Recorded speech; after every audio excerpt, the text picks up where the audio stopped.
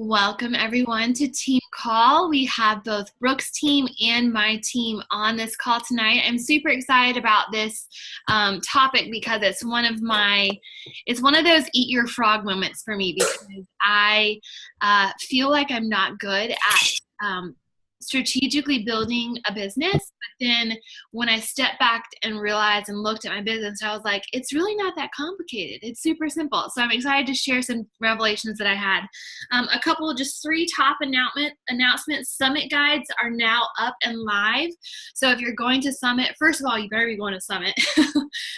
Vital to your business. So even for my coaches, because a lot of my coaches are newer, so I'll just tell the story really fast. So I launched my business in January, not this year, but 3 years ago. I launched my business in January, and Summit rolled around. And all my teammates were like, you need to go to Summit. You need to go to Summit. And I was like, I can't afford it. It's not for me. I have a 1.5-year-old. I can't leave him at home. I was just making excuses. And I finally just said, you know what? If I'm going to do this, if I actually want to make an income with this, I need to go to this event. And so 6 weeks prior to Summit, I pulled the trigger and bought a ticket and landed at some random housing, and it was the best decision I have made for my business because that fire that you get from being at Summit is like no other. So if you've not signed on to go to Summit, I really challenge you to kind of look inside in your heart and see where you're at with your goals and what you want. And if you want to make this happen, go to Summit because you will not regret it, but you will have FOMO if you don't. So Summit guides are now up and live. Make sure to register for your track and pick your selections for all the trainings. Beach bars are also now live. I got to try one of them. I actually ate it this morning and it was delicious. So beach bars are now live. And also the last thing is the Success Club party at Summit. Your invite requires you to hit Success Club last month and this month and a total of SC20 between the 2 months. So if you are working towards that goal, just keep that in mind throughout the month so that the month doesn't get away from you and you can tackle that at the beginning of the month. So I'm going to share my screen and then we will get going, hopefully. If it will let me, let's see if it'll pull it up. Okay, can y'all see that? It says attracting business builders. Yes, okay, perfect. All right, so my team knows who I am, but I'm gonna, just for Brooke's team's sake, I'll just do a quick introduction. So my name's Rachel. This is Restoration Nation's team call. So we're so glad to have you guys on. I have been a coach for, I don't even know, 1.5 years, 2 years almost. I left my corporate America job after 8 months. I was insurance and billing management position at a physical therapy clinic for almost 5 years. I saw this opportunity and I'm not an overnight success type coach, but we have grown a steady income for our family and it's allowed me to stay home with our 2 boys. I am the mother of 2 wild children, a toddler who is 3. Babe, can you turn that monitor down, please? A toddler who is 3 and a 4-month-old. So our days are never dull and life looks a lot different building a business with 2 than it did with 1. But my love for this company and the lives that we're changing has not changed. So Beachbody has changed my life. I've lost 80 pounds. I went from a size 16, 18 to a size 4 prior to having my second baby, maintained a healthy pregnancy, and then I'm now working on those postpartum goals again. So that's just kind of been a neat thing for my business. Definitely kind of really helped me figure out my niche. But tonight we're going to talk about attracting business builders. So we're looking at finding your tribe, the ones that are going to run with you through the good and the bad, but aren't afraid of working to chase a dream. These are my girls. This is just a snippet of them. These are the ones that went with us to Summit last year. The top 2 are from Summit and the bottom one is from a Super Saturday. And it was so neat. I put on my dream board that I wanted to have at least a coach at Summit last year, and I was actually able to have 6, and that was so very special. So these are just a few of our team members, and I want to talk about a couple of things. The first thing is mindset. So going into the business, you're already a little bit fearful because you don't know what people are going to think of you when you're sharing your health and fitness journey. You don't know if they're going to want credentials of like training and being a personal trainer and things like that. But a lot of the issues that I have dealt with personally in my business when it came to growing a team stemmed from mindset. So being a leader is a mindset, but being a follower is also a mindset. And just to give you guys a little bit of backstory for Brooke's team, I do not come from a big upline. So I don't have any, at this point, zero upline support. My cousin was the one who signed me up, and she's still on her own journey, but she's kind of taken a step back from the business. And then her upline, who we were a part of at one point, he has also taken a step back from the business. So I'm the lone ranger in our downline. But one thing I had to really learn is that being a leader started with my mindset, and that I had to take initiative in my business. I couldn't wait for my upline to tell me, you need to go invite, you need to go follow up, you need to go add people to your network. As a business owner, it was my responsibility to take action in my own business.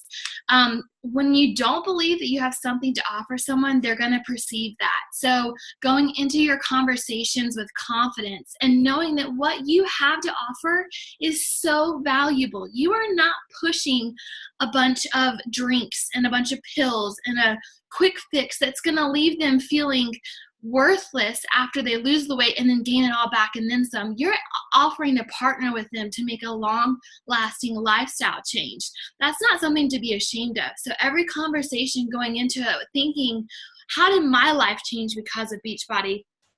That is what you have to offer somebody. So believing that you have that your role as a coach is the hands down most vital role in the entire process, that will change the game for your conversations. It doesn't have to come naturally for you to be great at it. And my team has heard this story before. I don't view myself as a natural, I'm not a natural public speaker. I'm not a natural born leader. I don't feel like I'm bossy. My siblings will tell you that. But, even to the point where I was homeschooled for for 13 years, kindergarten on, and the only spelling bee I ever participated in, I went in, I was one of the first ones up to spell the word, some easy word. I spelled it wrong right out of the gate. I ran out of the room crying because I could not handle it. So leadership skills, no. Public speaking, no. Speaking on a team call would not have happened 2.5 years ago. But that just goes to show it doesn't have to come naturally to you, that everything gets better with time and practice and intentional investing in your skill set. The one thing that I remind my coaches is, do you truly believe what we stand for as coaches? Do you, in your gut, feel like Beachbody could change somebody's life? Then you should share it boldly and don't apologize. So for me, I think about my story, and I think about the wife that I was and the mom that I was prior to this opportunity. And what if my cousin hadn't been bold and shared her own journey on social media? She was putting herself out there after having failed time and time again. And she was brave enough to say, I'm going to be different. And she's been fighting for that ever since. But because she shared boldly, I was watching, and eventually I wanted to do it too. And so as a coach, if you believe in what you're standing for, then share it without fear, because those people who are going to judge you and those people who are going to talk badly about you behind your back are not the people that you even want investing in your life, much less your business. Confidence is key. And this is sometimes you got to fake it till you make it type thing, because especially as you're growing as a leader and as a coach, you really don't know what you're doing. And there's a lot of feeling for it. And we're going to talk about that in a few minutes. But in your conversations, being the guide is crucial. So a lot of times what I see with coaches is that as they're having conversations, they don't take charge. They let the other person navigate. So what happens when you do that is the conversation gets stale, and you never get to the point of guiding them to the solution that you have to offer. So for example, if you're talking to someone about the life change that you can offer them through a challenge pack, you're talking about, they say, oh, I've failed so many times in the past, I just can't stop binge eating. And instead of saying, oh, yeah, I totally understand that sucks, then your conversation dies and you're done. And you didn't navigate it and you didn't lead it. So by always ending those phrases, those messages with a question, and being the one to take charge and sharing from your own experience by doing that, that's how you guide them to the end result that you want. Same thing with coaching. It goes hand in hand. It's just a different verbiage. Be knowledgeable. One of the things that I struggled with, especially early on in my business, is I was very fearful of talking about Shakeology and it just stemmed from not knowing about Shakeology and not understanding what it was doing to my body. The more that I researched, the more webinars that I listened, and the more time that I took to understand what it was doing to my body, the more confidence I felt in having that conversation and speaking boldly about Shakeology and saying, yes, this is definitely a key piece to your solution. So being knowledgeable in it, this stems to the compensation plan. Not my strength, but it's something that I'm working to understand so that I can help my coaches maximize their income, because that's why they're doing this. But if I'm not knowledgeable, I'm not going to speak with confidence to them and help guide them as a leader. Personal development. So this one you hear, and I am hands down awful at it until I had my second son. And I realized that is where my best posts come from. That's where I really connect with people on my page, because one of the things that coaches sometimes do is they feel stale in what you're sharing. Okay, here's my workout post. Okay, here's my transformation. Here's my next challenge group. And there's no depth to it. And that's not going to attract your tribe. Your tribe wants to know your heart. Your tribe wants to know your passions. What makes you get out of bed in the morning? What do you struggle with? What are you battling in your life? And how are you overcoming it? And that's a big thing I have really tried since having my second son.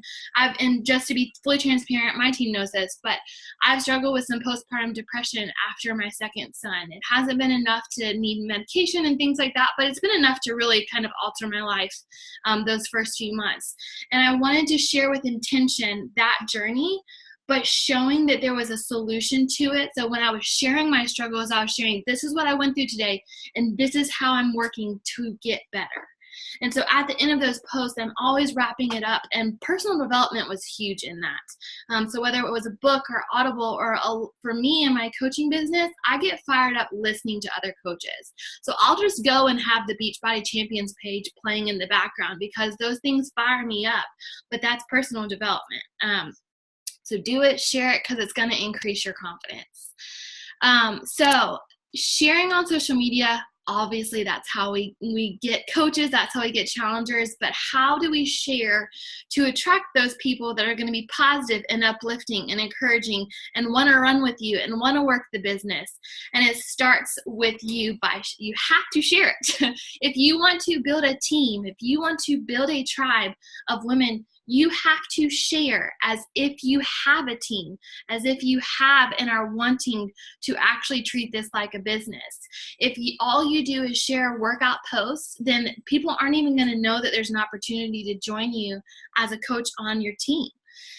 So here's a couple tips from things that I've learned. I recruit directly from my challenge groups. I've actually only one time signed up a coach directly as a business builder. Every other coach that I have right now and in the past has been from my challenge groups. So the way that I did that was I was loving on, got them plugged in, I was getting them results, I was supporting them behind the scenes, but I was promoting myself as an active, successful business building coach, to where they wanted information, and they knew the behind the scenes. They knew what it was like to have a coach and how valuable that was to them, and they could see themselves fulfilling that role. But it was because I was sharing on social media that they even were interested in doing that. I find ways to share in the snippets. So for those, and my coaches often ask me, how do you share if your goal is either A, not to come home from corporate America, you just want to do this as a side business, or B, you're not making much money right now because you're a new coach, or maybe if things are just a little bit slower than you had thought they would be. How do you share that in snippets? You can do things. So a couple ideas is you could take a picture of you playing outside with your kids in front of your house, talk about the memory, talk about the day, and at the bottom you could tag a little teeny tag and say, you know what's really neat? I just sent the check out for the mortgage for this beautiful home that has so many memories. I'm so thankful my coaching business provided that for me, and it took that stress away. And so you plug it into different little things because something that you're going to share is going to connect with somebody. And so for us, our financial transformation has been huge. You know, we had debt, and we had tremendous stress when it came to finances prior to me becoming a coach. And so I always try to share those snippets because someone might not connect with a picture of you drinking Starbucks and saying, this is so awesome that my coaching business paid for Starbucks. But if you're saying, I know the stress of checking out at the grocery store and not knowing if that card is going to get declined, and you know what, because of my coaching side gig, it wasn't declined this week. And that requires a lot of guts. It requires a lot of confidence. But do you know who you're going to touch in that? Because there are people that are like, I need that stress relief off of me. A big thing to do, and this is one thing that I try to reiterate on, especially Instagram stories right now, because it's so easy with 2 kids to just put it up. Don't be afraid of sharing the hustle. If you paint a picture that this is going to be an easy business, you're going to attract people that are wanting a quick buck.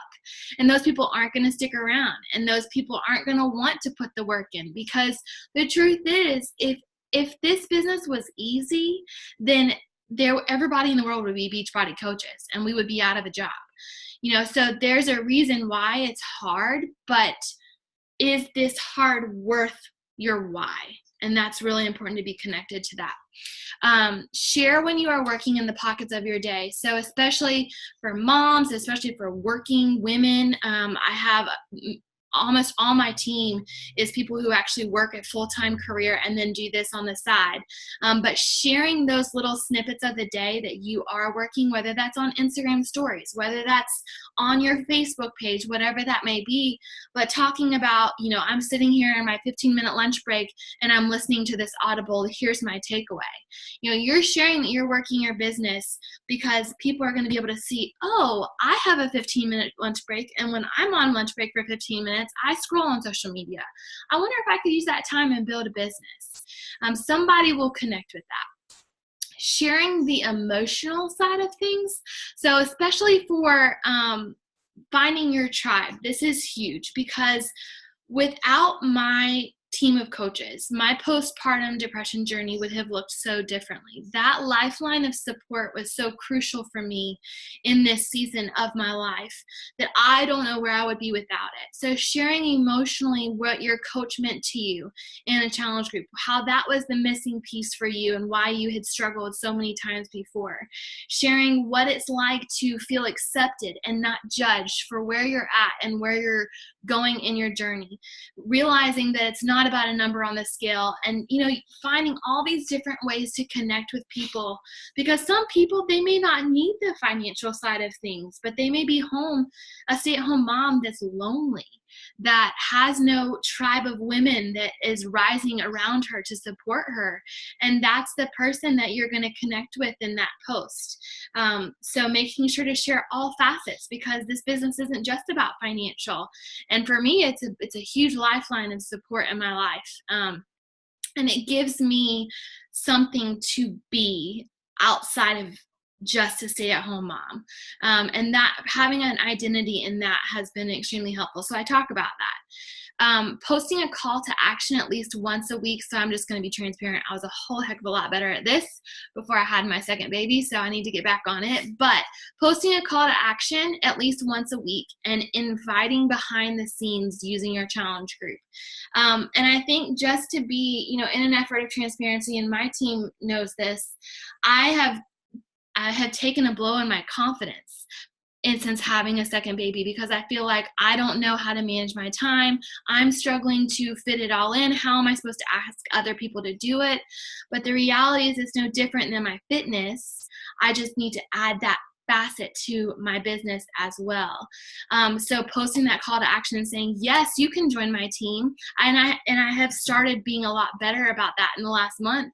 And I actually had somebody reach out to me a week ago who wants to join directly for the business.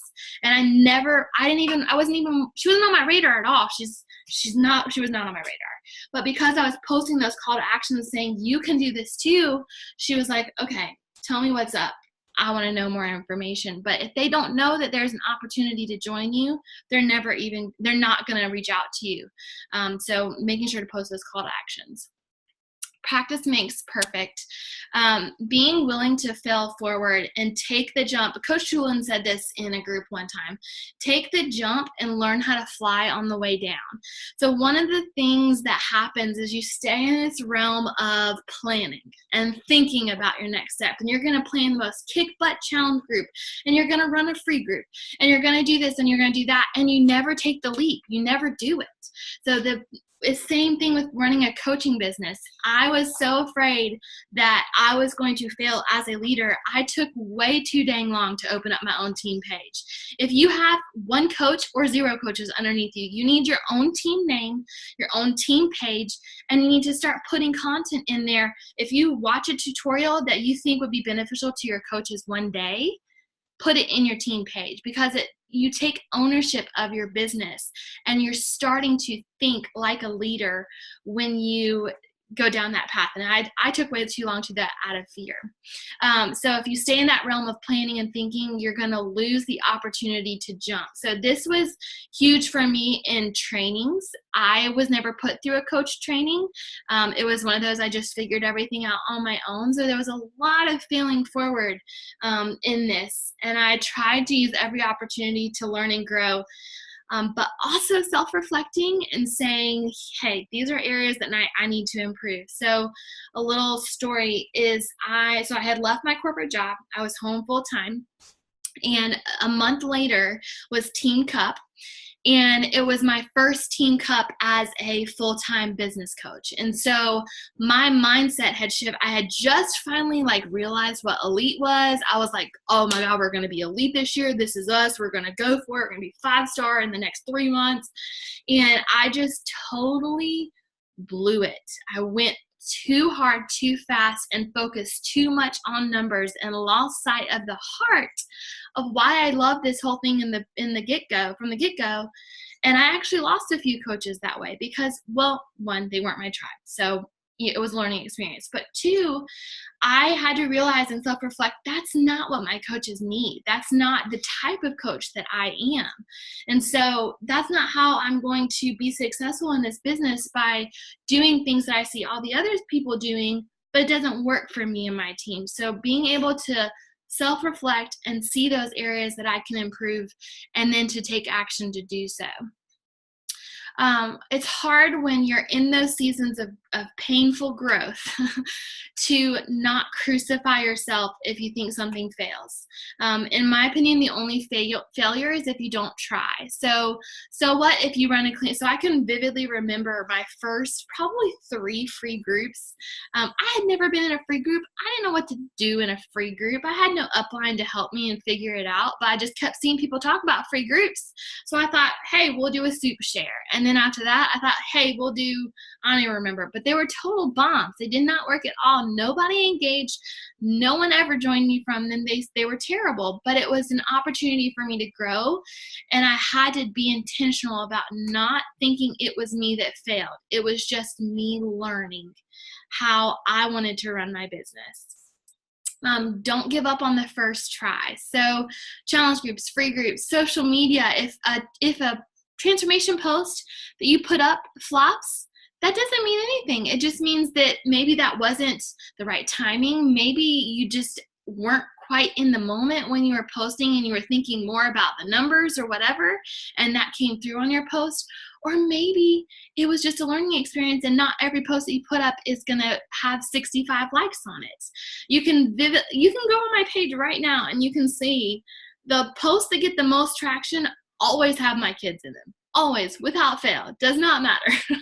They always have my kids in them. So don't give up on the first try in finding your tribe. Like, you just have to keep going. Fake it until you make it. So I touched on this a second ago. Run team calls with a friend. Make your husband sit in the other room and run team calls with him. Ask to speak on your upline team calls. I'm still waiting on my coaches to do that. Create a team page, even with no one in it. The whole point is to think like a leader. Do you think the first time that I ran a team call, I wasn't like sweating bullets and thinking I was going to totally flop? It was a learning experience, but I'm not going to get better at it unless I keep working on it and keep growing that skill set. It's just like working out. You're not going to grow some really beautiful shoulders by doing one shoulder exercise. You have to keep going, and practice makes perfect. And sometimes you got to fake it until you make it. And then lastly, so when you're talking about building a business, it's really easy to focus on the financial side of things. It's easy to focus on, you need 8 coaches to get to Diamond. How do I find 8 people that are going to be boss babes with me? But at the end of the day, you're overcomplicating it. I was overcomplicating it. And every single person on my team right now was a discount coach first. Then they decided that they could do this too, because I was loving on them. I was helping them get results. And then they turned into coaches because I was consistent in sharing the opportunity. So just don't overcomplicate it. Be deeply connected to your why and share that often. And know that your why is going to change. My why has changed more times than I can count in my business. When I found this opportunity, all I wanted to do was pay for my shakes. When I realized that I could actually do this, I went balls to the wall and wanted to come home. And when I accomplished that, it was like I felt lost. I didn't know what I was doing. I was like, wow, now what? Now what do I do? And every couple months I have to reassess and deeply connect to my why. And so right now in this season of my business, my why is more closely related to making sure that my family's financial needs are met. So it's not a rank goal. It's not a, whatever elite goal. While those are still things we are working towards, my why is to be emotionally, mentally, and physically healthy and be able to provide for my family in the process. And Beachbody values don't align with greedy people. So when you're heart focused, you are willing to hustle and willing to really put in the work to make this happen. You have to make short-term sacrifices for those long-term rewards. I can remember many a morning where I got up way before my family to work my business when I was trying to come home. And I would stay up way past when my family would go to bed in order to make those sacrifices, because that why was so strong. So that you can have those rewards and attract your lifers. And then lastly, Rome wasn't built in a day, but it was built daily. So that consistency of sharing your story and sharing the opportunity, whether in snippets, call to actions, in your challenge groups, loving on people and getting them results, it's going to come full circle as long as you're consistent every single day. So that is the end of my little presentation. I'm going to stop the screen share, and I would love if anybody has questions. I know that some of the coaches on my team may have heard this before. I'm not sure. I can't remember. But if anybody from either team has a question or a comment or anything, the floor is yours. No? Was it? Honestly, you rocked it. That was really good. Yeah, I loved it. Lots of life spoken into me for sure. Oh, I think that is one. So I was sharing this with my coaches, and Diamond, and I don't know what rank any of you guys are on this call, but, well, I know what Brooks is. Diamond seems to be this real big, hairy, scary goal. And I know that this is not, it kind of goes hand in hand because you have to have some form of a builder underneath you in order to hit Diamond. For me, the one thing that Diamond brought to me was the mastermind groups that corporate provides to you. That alone was worth hitting Diamond over and over and over again, because the fire that you get out of being on calls like these and hearing from other people outside of your upline, like your upline's great, that I'm sure my team thinks I'm just fine. But having other people that can breathe life into your business is just so crucial. So if you're working towards that goal, realize that it's not just about the income and all that you're going to be so fired up from being in those corporate groups that it'll change your world. So that was just a little side note. So any other questions? Anything? No, I kept it to 30 minutes. Yes. You're way better than I am. My team's like, hallelujah, bedtime on time tonight. No, I've done this presentation a couple of different times. Another coach had asked me to speak on this, and I've had it in my repertoire ever since. So, right. But I'm going to post the recording. I will send it to Brooke as well. Thank you very much, Abigail. If you guys have any questions, if you think of something after the fact, feel free to shoot me a message. I'm happy to help. Brooke's team is my team, so we're all in this together, like High School Musical. But I'm going to end the call. If you have any questions, like I said, message me. But it was good to have everybody on the call, and we'll talk soon. Bye.